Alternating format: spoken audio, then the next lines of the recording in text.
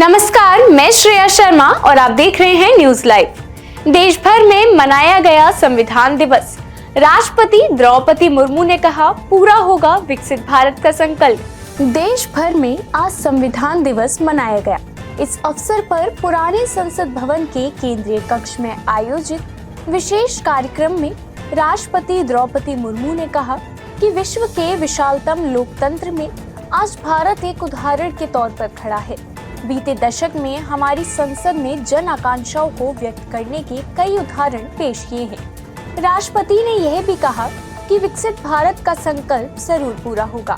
राष्ट्रपति ने 9 भाषाओं में संविधान का ट्रांसलेटेड वर्जन भी जारी किया।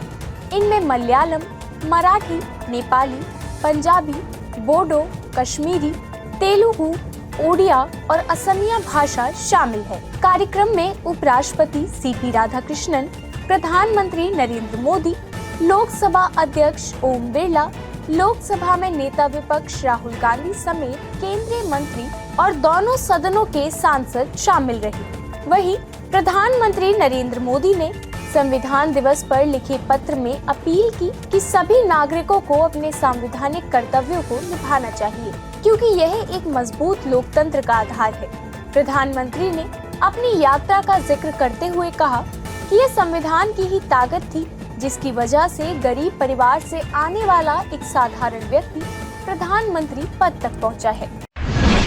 सेना भर्ती की तैयारी कर रहे युवाओं के लिए खुशखबरी।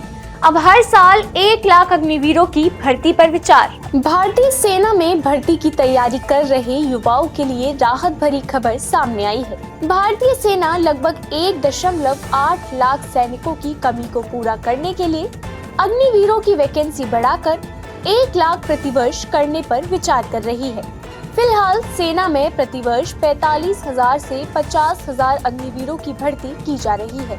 मीडिया रिपोर्ट्स के अनुसार सेना इस साल से अग्निवीरों की भर्ती के लिए हर साल लगभग 1 लाख और वैकेंसी निकालने पर विचार कर रही है। सेना के अनुसार अग्निवीरों की भर्ती मौजूदा कमियों को पूरा करने के लिए की जाएगी और उसी हिसाब से वैकेंसी जारी होगी। भारतीय सेना ने अग्निपथ योजना 14 जून 2022 को लॉन्च की थी और उस साल आर्मी, नेवी और एयरफोर्स में भर्ती के लिए लगभग 46,000 वैकेंसी आई थी। इनमें से 40,000 वैकेंसी आर्मी के लिए और बाकी नेवी व वायुसेना के लिए थी। अमेरिकी अर्थशास्त्री ने लगाया फ्रॉड का आरोप।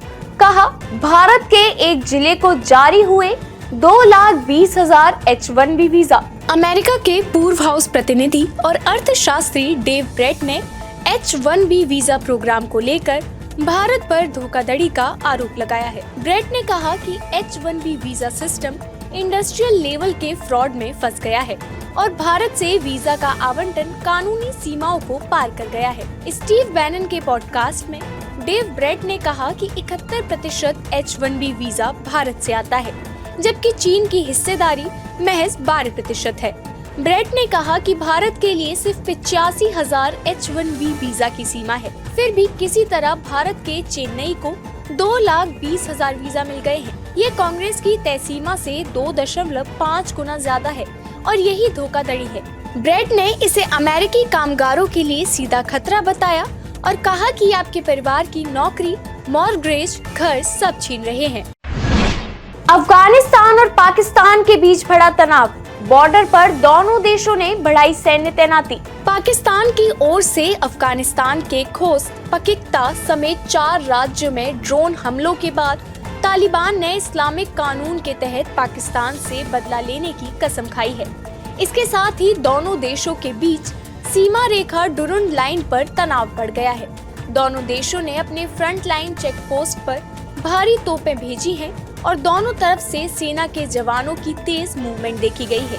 इस दौरान पाकिस्तानी सेना के ड्रोन चमन स्पिन, बोल्डेक, अंगूर अड्डा, कुर्रुम नंगहार और तोरखम समेत कई सेक्टर में हवाई निगरानी करते नजर आए, जिसके बाद अफगानिस्तान और पाकिस्तान के बीच बड़े पैमाने पर टकराव की आशंका बढ़ गई है।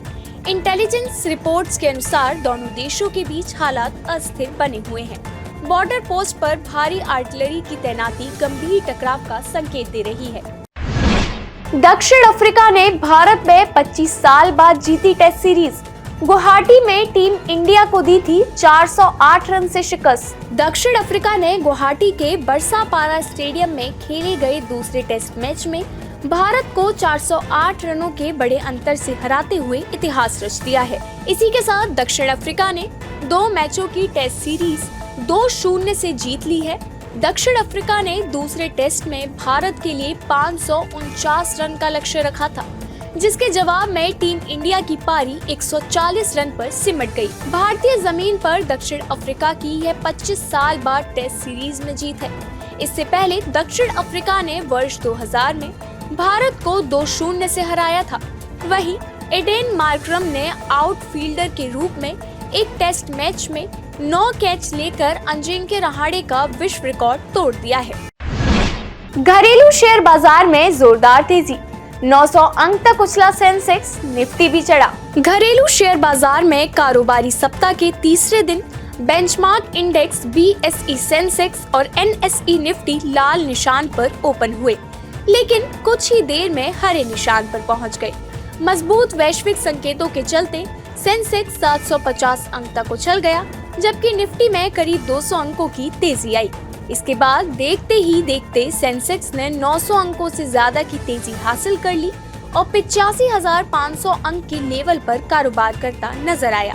इसके साथ ही निफ्टी में करीब 300 अंकों का उछाल आया और ये 26,150 अंक पर पहुंच गया। शेयर बाजार में आज फाइनेंस, ऑटो, मेटल और IT शेयर्स में ज्यादा तेजी नजर आई। सराफा बाजार में उतार चढ़ाव के बीच तेजी जारी, सोने और चांदी का बड़ा भाव। घरेलू सराफा बाजार में उतार चढ़ाव के बीच तेजी जारी रही। सोना 885 रुपए महंगा होकर 1,26,004 रुपए प्रति 10 ग्राम पर पहुंच गया। India Boolean and jewellers association के अनुसार 995 शुद्धता के सोने का रेट 1,25,499 रुपए प्रति 10 ग्राम दर्ज किया गया। इसके साथ ही 999 शुद्धता की चांदी का भाव बढ़कर 1,57,856 रुपए प्रति किलोग्राम पर पहुंच गया। आज के लिए बस इतना ही। कल फिर मिलेंगे देश दुनिया की नई जानकारियों के साथ। तब तक के लिए देखते रहिए और सब्सक्राइब कीजिए IIMT मीडिया।